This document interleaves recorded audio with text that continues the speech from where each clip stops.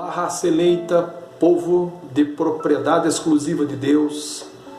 Estou aqui mais uma vez para conversarmos um pouco acerca da palavra de Deus. Gastaremos um tempo aqui para meditarmos um pouco a respeito de propósitos de Deus para as nossas vidas. Espero que a palavra traga edificação para você. Bom, a palavra que eu quero meditar com vocês está em 1 Coríntios, no capítulo 1, no verso 4, onde, aqui nas minhas palavras, o apóstolo Paulo ele dá graças a Deus pela graça que alcançou a vida dos coríntios. Se você for analisar esse verso, você vai perceber que Paulo ele se enche de gratidão a Deus pela obra linda, pela obra maravilhosa que Deus fez na vida daquela igreja. E por que Paulo dá graças a Deus por aquilo que Deus fez na vida daquelas pessoas? Porque aquela cidade era uma cidade muito contaminada, era uma cidade podre, era uma cidade imoral. Quando Paulo desce da cidade de Atenas e ele chega ali naquele lugar, ele percebe que ali era um lugar muito bom para que se fosse evangelizada, para que pregasse a palavra do Senhor. Porque além de ser uma cidade muito movimentada, por haver ali aquele porto chamado Porto de Cencreia, porque essa cidade era banhada por dois mares, um chamado Mar Jônico e o outro Egeu, é banhado, né? Até os dias de hoje. E ali então era um lugar intitulado, chamado e de fato reconhecido como o corredor do mundo, porque por ali passava pessoas de todas as partes do mundo.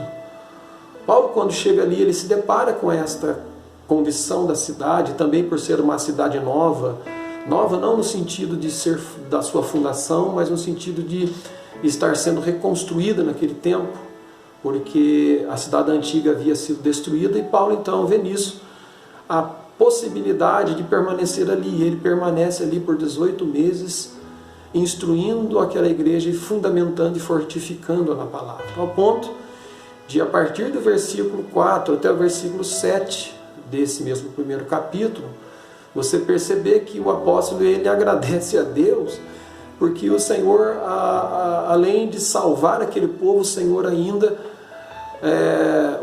ainda enriqueceu aquela cidade, aquele grupo de irmãos, por muito conhecimento e sabedoria. Palavra de sabedoria e palavra de conhecimento. E além disso, ainda Paulo ressalta que eles passaram a ser testemunhos de Jesus, porque os dons espirituais foi dado a eles na sua totalidade, ou seja, os 9 dons foram distribuídos ali. Aquela igreja tinha a palavra da sabedoria, a palavra do conhecimento, tinha fé, tinha profecia, tinha línguas, capacidade para interpretação das línguas, curas e milagres, e também discernimento de espírito. Era uma igreja completa no sentido de oferecer-se como dons aos homens. Então Paulo ele exalta a Deus, ele agradece a Deus, porque quando ele chega ali, ele percebe a miséria daquela cidade.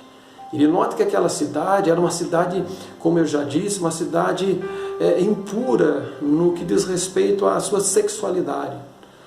Por que isso acontecia? Porque naquela cidade havia um templo de uma deusa chamada Afrodite, a deusa do amor, em que tudo ali era voltado para o sexo. E havia ali naquele lugar, nesse templo, ali no Monte Acrópole, onde muitas prostitutas havia, ou seja, mais de 1000 prostitutas chamadas já, intituladas como prostitutas cultuais, que desciam nas noites ali no cais onde ficava o Porto de Cencreia, e ali elas cometiam todo tipo de impureza sexual, lascívia, luxúria, adultério, fornicação, enfim, tudo aquilo que se relacionava à sexualidade, ao sexo, e não tão somente para o prazer, mas principalmente para oferecer aquilo como um culto, né, à deusa Afrodite. Além de que também havia ali um monumento de um homem chamado Apolo, que não era o Apolo, o orador de Alexandria, mas havia ali uma estátua onde se exibia nessa escultura o corpo de um homem, né? E ali também se cometia muito a questão do homossexualismo. Bom, então baseado nisso, Paulo vê crescimento na igreja, vê a maneira que Deus dá a eles a graça de poder receber muito, muito, muito do Pai. Mas essa igreja, embora tenha sido edificada, tenha sido fundamentada no fundamento dos apóstolos, quando o apóstolo Paulo vai embora para Éfeso e ali começa a cuidar da igreja de Éfeso, ele, passado um tempo, ele descobre que aquela igreja se desvia da direção do Senhor, porque eles viram tudo aquilo acontecendo e eles começaram então a idolatrar as pessoas, idolatrar os homens, ao invés de dar a honra, a glória e o louvor que é devido só a Deus. Isso, amados e queridos irmãos, se repete nos dias de hoje. Nós vemos acontecendo muito disso. Pessoas, quando começam a ser usadas por Deus, não por culpa delas, às vezes, embora que nos dias de hoje muitos homens e muitas mulheres acabam até aproveitando a oportunidade para se expor como um ídolo, né? Existem lugares onde o líder ele entra por último para ser aplaudido pelo povo. Existem lugares onde uma luz acompanha o ministro até ele chegar no púlpito e sentar-se na cadeira. Eu acredito que os amados saibam disso, muitos dos irmãos sabem disso. E queridos, Deus não empresta a sua glória para ninguém. A honra, a glória, o louvor e a exaltação é só para Jesus. É só Jesus que é o Senhor dos Senhores. E nós vemos o apóstolo Paulo, dos versículos 10 em diante, desse mesmo capítulo, trazendo a exortação aos coríntios, mostrando para eles que eles estavam errados. Ele diz: eu fui informado pelos da casa de Cloé que existe divisão entre vocês, de maneira em que uns dizem eu sou de Paulo, outros dizem eu sou de Apolo, outros dizem eu sou de Cefas, e outros dizem eu sou de Cristo. Alguém pode dizer, mas ser de Cristo é o mais importante mesmo na igreja. Mas esse ser de Cristo, queridos, às vezes é relativo, porque há quem pense que ele tem que ter compromisso com a igreja, esquecendo-se dos irmãos, e ele diz, eu vou na igreja só por causa de Jesus. Mas não. As linhas da cruz, as linhas da salvação nos indica no vertical a direção a Deus que está nos céus.